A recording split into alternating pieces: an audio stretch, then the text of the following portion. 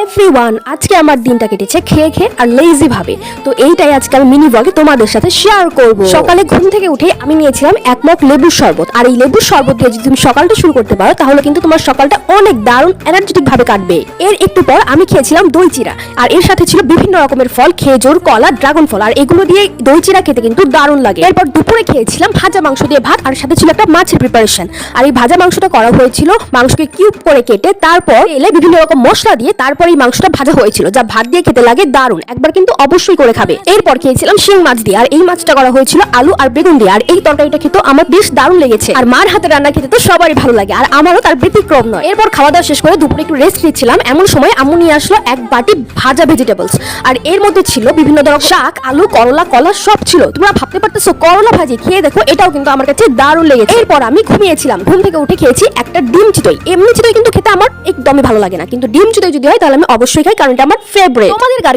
ডিম চিতই প্রিয় আমাকে কিন্তু অবশ্যই জানাবে তোমরা। এরপর সন্ধ্যায় পড়াশোনা শেষ করে আমি করেছিলাম গাজরের হালুয়া, আর এটাই ছিল আমার আজকে রাতের ডিনার। আর এর মাধ্যমে এটা খেয়েই আমার আজকে দিনটি সমাপ্ত হয়। So anyway, thank you for watching.